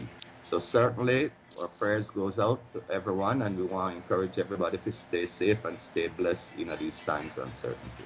Right, and I'm sure everyone will do the right thing, and don't forget the seniors, especially my seniors in Hattieville. I'm a Hattieville gal, so don't forget my seniors. Don't forget Hattieville, that need help. When with anything that you guys are able to do, don't Patrick. Make sure that Hattieville is taken care of. All right. Certainly. Especially its I'm gonna beautiful get it. convention center for seniors out there in Yes. Hattieville. Very Yes. important. Yeah. That's right. That's right. And so at this point, you guys, Mr. Johnson, you have any last word for the panel, because we're gonna be letting them go No, shortly. I just want to say what I said a little bit earlier, that this was not Mhm. possible without the patience of my panel right here, who I was I was able to chit chat with off air prior to this show. And you guys, I really appreciate it, because, like I said, testing the waters is one of the first thing that anybody should do before doing anything like this. You want to make sure that it comes across professionally, so that people could enjoy a show flawlessly, so to speak. Right. Thank And and for this, for the first time, you guys, I enjoy it. What about you guys? Hey, I enjoy talking to you guys from a I distance. From a distance, you guys. First time ever. I want to thank most of my folks, Mr. Clyde Gillett. I know we miss you in house. Well, I thank you. Give it up for Mr. Clyde Gillett. Pick up yourself, Clyde. Right. My daughter, Brianna Wood, who was Oh, she played an working important with part me and in this. technology. We were doing some testing with Brianna before. Yeah. Oh, she was going crazy with me, guys, because I'm not the techie, all right? She is the techie, and they were going crazy with me just trying to get this done. So I appreciate you, my daughter, Bree. Give it up for Bree, y'all. Aubrey. Your technician. All right, my sister Tez, as always helping me to keep calm and push through. All right, we want to thank you, Tez, Dr. Tez. There you go. My sister Elaine Proby, who have some valid information online about the financial and the tax part of it, and all the money that's supposed to be coming to you. Check out her video online. She got that information online that you need to hear what's going on, because there's some money that's coming to you, that might help a little bit, you know, a little bit. Everyone is just like, all right, where's that going? But check out that information online. She got all the tax information online. Just call Probus Tax and Accounting, 323-290-9034. I can't stress that enough. And also, Little Belize Restaurant is still open for business. Curbside pickup, you guys. Curbside pickup and delivery only. I mean, takeout only and delivery. So call 310-674-0696 and get your food, but then you have to exercise with either the sing it or the physical fitness, or like that, like that said, Yeah. get your yoga on. All right, so we got to do all these things. Thank Free you, up Kai, yourself. for the design, and you're working on something else for me. I want to thank you, Mr. Michael Wagner, for the team song, and everyone that supported us along this journey. Did I get everybody Just in? a quick Oh, comment. Mr. Roy Turner, we thank you also. Yeah, a quick comment and learner from Joyce out there Welch. She say hello to Joyce. This is Joyce Welch. Great panel, Miss very Joyce. very informative. We need more of this. We need more of this. There you go. Goes. Thank Thank you, you, Joyce. Miss Joyce. Thank you. All right, and this is the message we want to deliver today. We want it to come across very informative for the people to hear. The world is in a crisis right now. There's nothing we can do but to abide by the rules and cover your space. You know, stay inside. I think they just closed all the beach, right? Because I look around and there were so many people at the beaches still. So I think Doc, you had mentioned, or Bilal had mentioned, that they are closing the beaches. So if there's anything else online, anyone want to get their final question in that is online before we wrap up the panel, and then we're gonna just get some exercise in. All right. What we could do is just play some music since we still have some time, and then the panel could just stay put for a minute, Okay. and see if we get something from somebody out there. If anyone wants. All right, guys, we're gonna shake the lyrics one more time, and it's a wake up like this.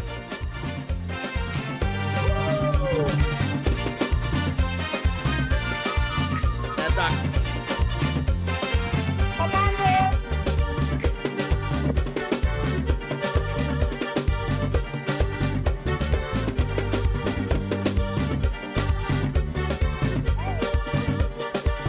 Hey. Hey. Hey. Walla walla walla ding ding ding ding walla walla walla walla Ding, walla, walla. keep going on the walla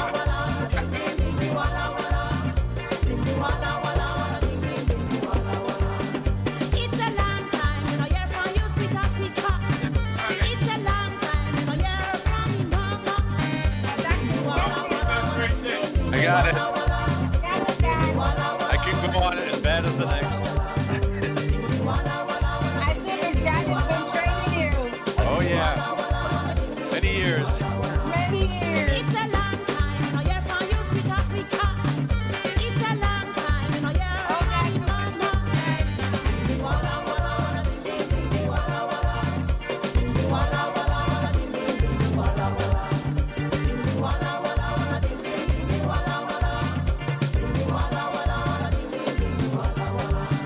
Damale papa, damale papa la mule, damale papa, la maline papa la mule, damale nuchi, namigale legi nuwo, damale dada, nichi gale legi nuwo.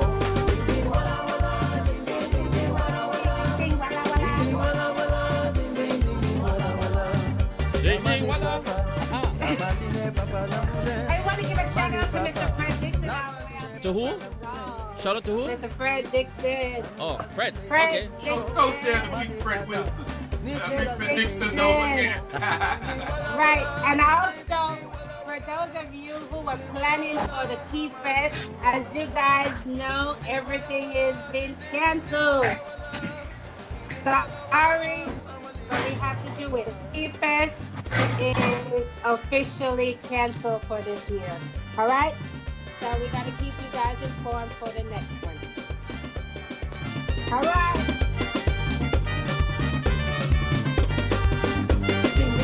After this, we have a question, Miss Lerner, okay? For one of the, for Mr. Patrick, I think, or for who? For Patrick, right?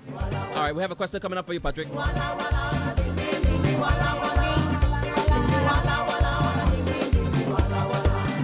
It's a long time, you know, you're from you, sweet Africa.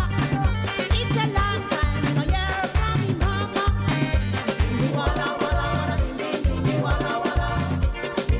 Hey! Somebody hold me. Get it with it.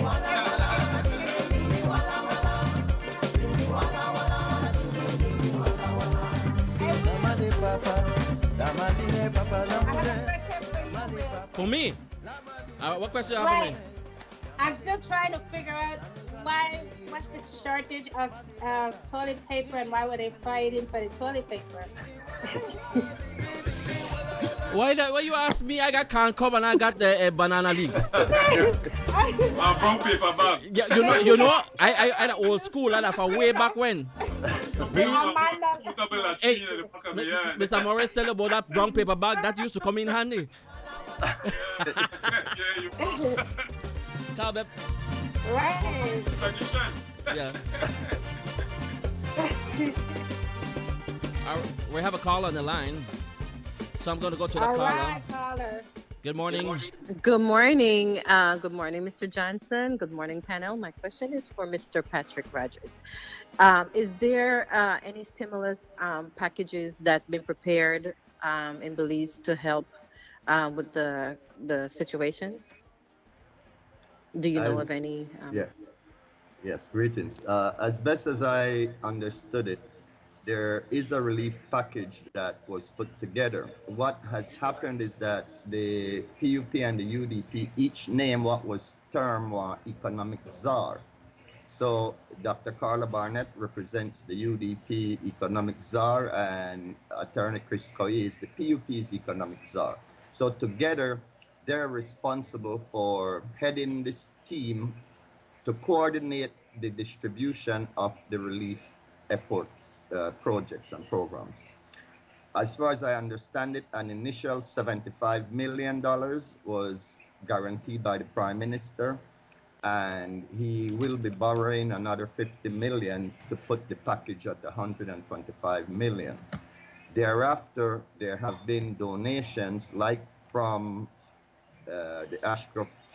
Mr. Ashcroft donated a 10 million. Of course, there were some strings attached to it, but be that as it may, he made one hefty $10 million donation. And then the utilities have each pledged $1 million each, along with some individual relief programs that they're doing. The banking sector have individually been acting on their own. But do we believe it's sufficient? No, we don't.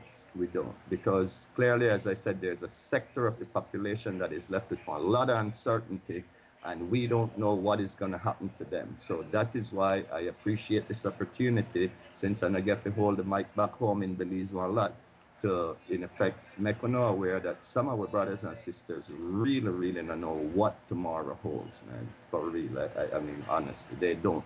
There's nobody to, that's why they call people like myself, no? What is going to happen to us? And so we're pretty much, kicking in the door, trying to get our seat at the table to say, well, hey, we do speak from a certain sector of people, and we need to know that food security is going to be for all across the spectrum, not just who the red czar see and the blue czar see. They're green and black and white, every other color in One between people. out there, that they need to know that, they're within that safety net of food security for all. I hope that was able to help. No? Caller? Thank you, sir. Thank you. All right. Yeah. So there is relief on its way. It's just a distribution that is a little bit, iffy at this point. All right. We appreciate the call. And if anybody else who want to ask a question to our panel, they're here. We're going to be having some music while they dance and exercise. My number is 310-259-7076. Let me say that slowly. 310-259-7076. Feel free to give us a Brother call. Will, Yes, sir. Queen Lerner, can Hi. I implore on you for one chance to show how magnanimous our brothers, the stevedores, are? Because they like to think that we're brothers who had the entire shipping industry on hold because they had issued on 21-day strike action notice.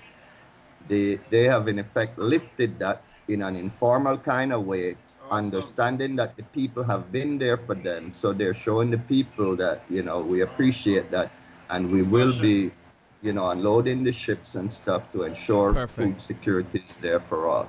So I just wanted to give that update because that is Perfect. a still very fluid situation that you all will be hearing about after this coronavirus is over, threat Mm. is over.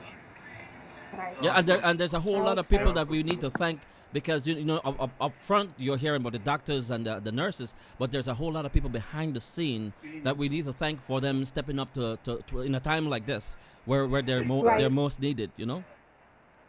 We're talking about And the people, the wasn't truckers and Patrick, shipment and all that. Yeah. wasn't there a group of nurses and doctors that arrived in Belize From Cuba, from exactly, Cuba, right? So exactly. Around the we all world, getting help. when you think humanitarianism, there's only Right. one country, hands down, that comes to mind, and that is our big brother Cuba. I mean, no matter what, they always seem to, just arrive at that moment to give. Right. Like the doc said, it's our relief just seeing that Cuban brigade of doctors arriving. It, Oh it, it yeah. lifts your spirit. You're not in this alone. And Right. man, whenever I think about those Cuban doctors, they have families at home that they're leaving to Right. come, in the trenches, wherever the flare up is, that's where they will be at. I mean, it's amazing to see humanitarianism at its highest peak with the Cubans. I saw when I lived back in Belize again. I was wondering what's this Cuban doctor thing, and when I started to teach there, I had to take a physical, and so I went to the clinic at where they have the Cleopatra Clinic, Brother Patrick. Yes, yes. And I saw a line, and mostly young people and young women with babies in their hands. And I said, I forget, I see a line there.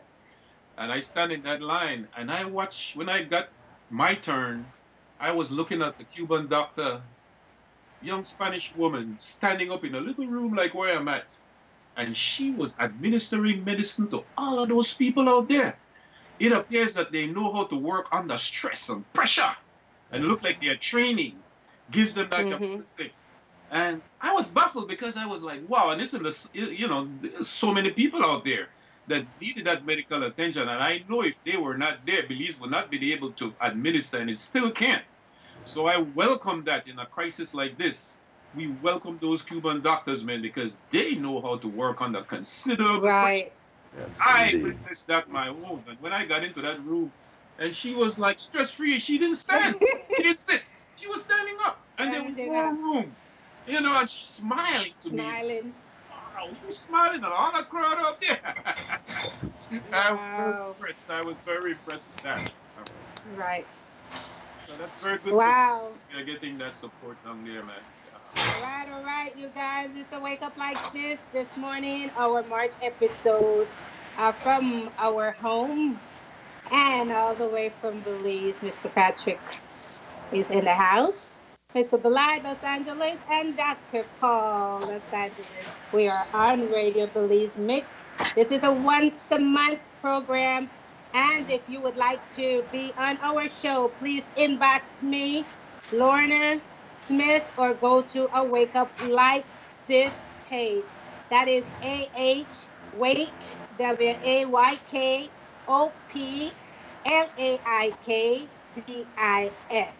A Wake Up Like This once a month. All right, let's get some music. Woo!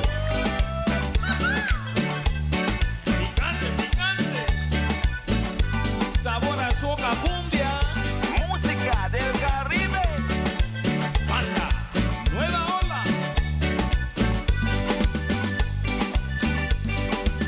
¡Yeehaw! ¿Qué le digo si la miro? Cuando la miro pasar, mi corazón se estremece y mi santa morir. ¿Qué le digo si la miro? Cuando la miro pasar, mi corazón se estremece y empieza a morir. La del moño colorado. Oh, he got it hot. He got it hot. You just so very wrong, my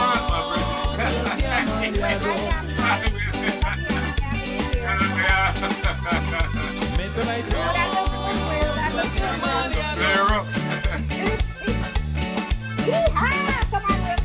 la del moño colorado, chiquitita. Mira cómo me tienes.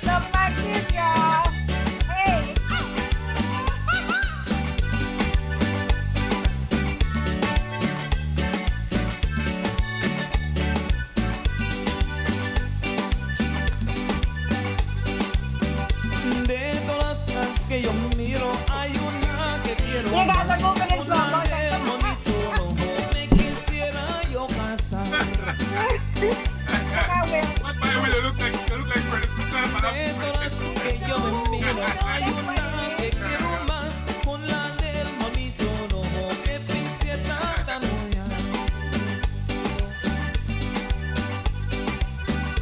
Día del rubio colorado me trae todo el día mareado. That's right. Me trae todo el día Will, mareado. Will straight out of Tijuana. Con la del But it looks like a complexion. Yeah, that complexion too. Ooh, got the complexion. Oh, this has been so great.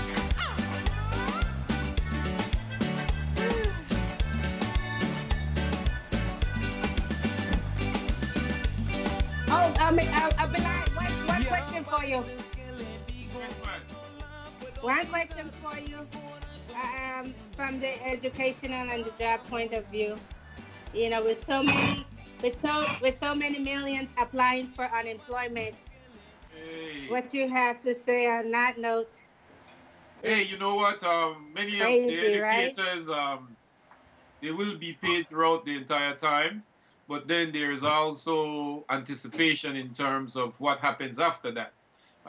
If the school district is not going to operate, and this is the end of the school year, and yes, there are people who will have to make sure that they have applied for unemployment, and that there is good that that safety net is there, that's so that people don't fall through the cracks.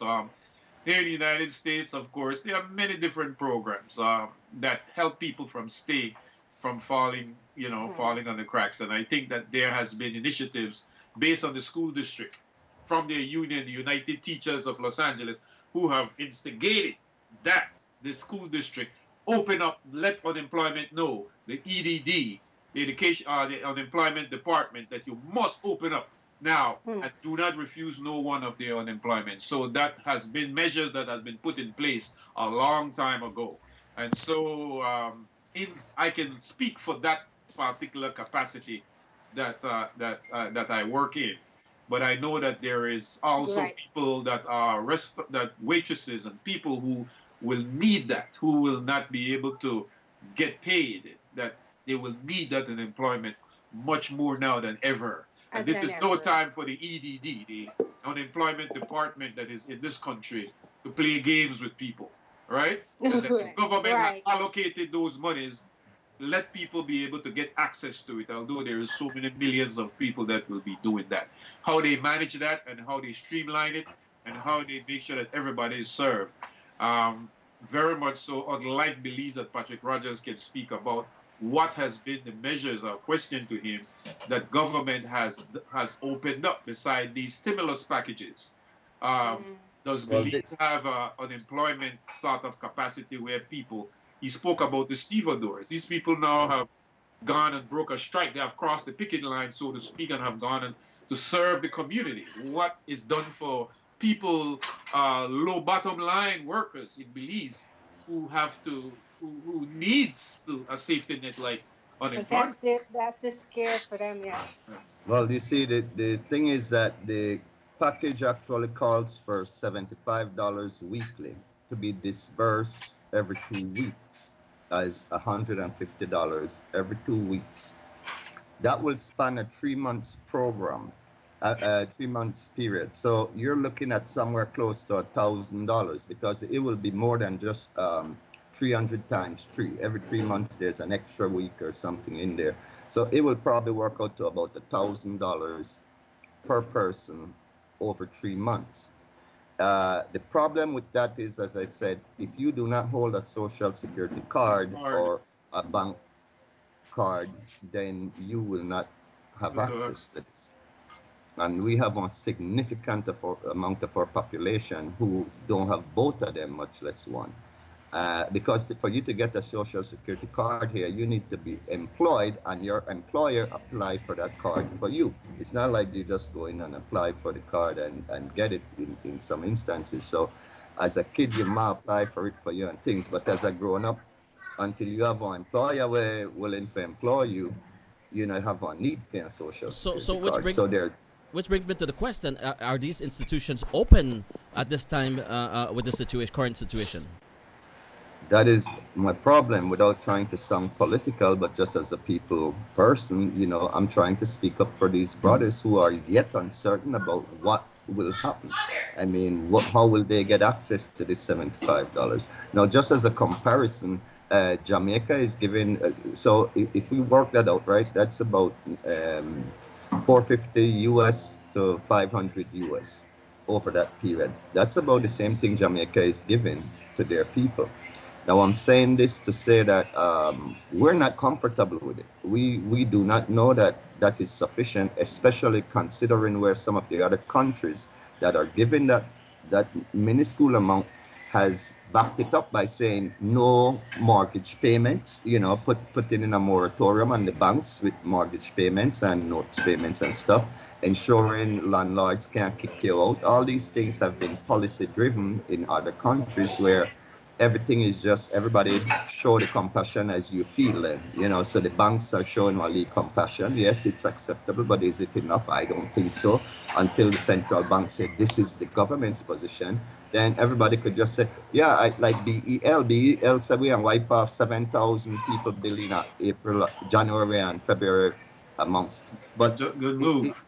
no, but it only comes up to about $200,000. It sounds Uh, good, 7,000 yeah. people, but it's only a little pittance to Potential, say yes, indeed. Percentage. $200,000. It's not 2 million. If it was covering a broader amount of customers, and the contribution would have been greater. Understanding that all three of the utilities supposedly are owned by the people, no? BTL, BEL, and the WASA, BWSL. So we feel that the government could have been much more reactive. I mean proactive, instead of being reactive at this point and waiting for people to do what they feel they can do.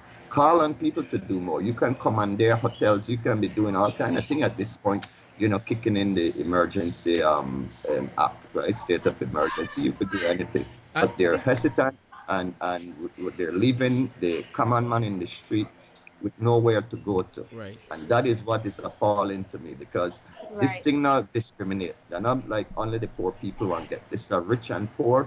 I mean, just In yesterday I between. heard Mexico president, he wanted to be nonchalant about it and talking business as usual. Now he has the virus, you see. So Right. this thing is not Lord. taken lightly. Here's something. Okay. Here's something that I want to Okay. share. Sorry, learners. This is something I want to share. And some people are going to tell me, "Well, it's easier said than done." But if there's nothing else you learn from what's going on right now, is that people have to learn to start save. A lot of people don't save. They live from paycheck to paycheck and don't put a dollar aside. Listen, you don't have to every paycheck put $100 aside, because we know that's a lot of money when you don't have it. But if you set $5 aside of your paycheck over a period of years, you will have a savings, because there will be a time like this again, and you must have a savings and don't have to depend Rainy on day. other people. That's what I'm saying. Rainy day. Exactly. Our old folks taught us that when we were growing up, about this rainy day. That's why the rainy day came Rainy in. You know what I'm day. saying? So, folks, save your money. When you get a paycheck, set something aside for yourself. And this thing has an overall effect. And the beauty of this show today, in terms of having this cross-border pollination, in terms of communication here, in that we have to understand that when United States sneezes, Get the you on East cold. catches pneumonia. Yeah, we're Yeah. here And at right now, Belize have to understand that many of their people out here who are workers in the American system, who have to provide, who have to earn, that Belize will be drastically economically impacted. And this is where the diaspora comes in that government of Belize will know for sure now how, how important the Belizean diaspora is, right? That they need to start looking at factors like these kinds of crises, is letting them understand you better start treating your diaspora properly. You better start giving your diaspora the right restore back their rights that you have taken away from them. I don't want to start a some political up here, but I will have to, because in a crisis like this, when Belizeans abroad, especially in the United States, are going through economic crises, there are people who they send monies for, all these remittances will be impacted and they will suffer. And so we want to send this message directly to the Prime Minister himself, who have All not right. taken into consideration us, that we play a tremendous part even now in this crisis and that the Belizeans in the diaspora needs to be given adherence to and to respect, because we are going to, the question you asked, Sister Lerner, how is our employment at this time? And it's already been infected. It's already been impacted. We're already suffering. We're already going through crisis. As Brother Will said, those who have not saved a penny a day or who has not saved for a rainy day, how would we be able to put foods on the table back in Belize? We put food on the table, we pay rents, we send children to school, we contribute to scholarship programs, we provide lots of things in the infrastructure and in the daily activity, just simple bread and butter issues. We Belizeans abroad, we are an intricate player in that. And I just saying to say that question you asked is very important. That we here. Right. We are Okay. getting seriously impacted I economically. know, and so, I know. This can go very deep, and that's when, that's when the emotion can take over, and we can get deep into this. But you know, I speak for at the this point, diaspora. I will not leave you without speaking we're not for the Belizeans abroad. right. Respect to that, That's Brother another. Bilal. That's Very hard. another episode. Yeah. That's another episode. We're not gonna get that deep. I know this is where Doc, you're gonna have to calm them down on this side. Take a breath. Tell them, Breathe. breathe. Exhale. Breathe. Thank you, Doc. Listen, right. Because I understand, and this is where the frustration and the why the questions comes in, and we don't want to start pointing the fingers and all that stuff, but I understand where you're going with that, because if we're out of work here, the money that we used to send back there, they won't be able to get that at this, at this rate. So we do appreciate all that. So I think we are good. We're good to go as far as hearing from our panel today. Mr. Johnson, do you agree? I think the panel have a lot to say. Oh yeah. But Oh yeah. This panel have a lot to say, but that, like I said, we got to save some for another time. Yeah. Don't get them started, because No, and this is why I'm trying to hold the rope. I'll be sitting here in my pampas for 3 hours instead of 2. We need to do more shows. More shows like this is very important. This was a good show for today. We need to do more like and this is when the situation with the right, just make the right people online and all that stuff. This can be one of the, what is it? It's the new tomorrow. This is the new tomorrow. The new you norm, guys, yeah. the talk show. And for your viewers, everyone, this is the segment of a Wake Up Like This on Radio Belizemix, but the talk show. So you're not gonna hear a lot of music whenever a Wake Up Like This is on once a month. All right, and we're gonna wrap it up with the speaker. I know that I have more questions, but we're gonna wrap it up with this, and we're just gonna play music to continue the rest of a Wake Up Like This. If we have a few more minutes left. We only got 2 minutes in her, learner. We got 2 minutes. She said the rest of the program. Left. All right, guys. Well, we're gonna bring it to a close, and I'm gonna let you guys do all the Wake Up Like This thing that we still have to do when we are in house. And again, my sponsor, Little Belize Restaurant, is open. Little Belize Restaurant, our sponsor. All right, Inglewood, in Inglewood, you guys. Keep supporting people. 310-674-0696, and they are there till 6 o'clock. And Proby's Tax is open for business. They have their virtual office going on now. Business as usual. Call the number and fax in or scan in your taxes. They got all the convenience for you. Call Elaine Proby at 323-290-9034. And also, you guys go online. Mr. Belide have a lot of time right now. He's getting a lot of great information out. We'll check those Belizean Legends speeches. Yes, right. Can you tell them where it is? Very So much. they can Go go on find Facebook, you? go to the Belizean Legends page, join. Go and be a part of it.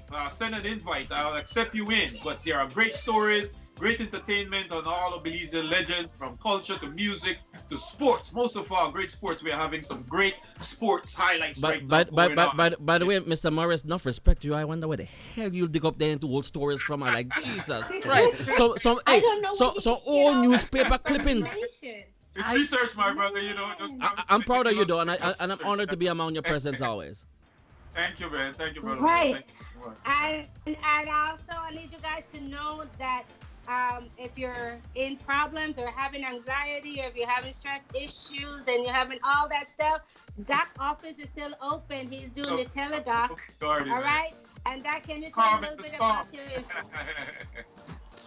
Well, you can actually, if you need to de-stress some more, you can go to also my page on Facebook, Success and Mindset, successandmindset.com, and there's a page there with lots of information about all aspects of dealing with stress, and then there's contact information for me, so that you can actually leave a message should you wish to make some contact and see how we can get to talk and connect if you need that help. So go to successandmindset.com for that kind of information.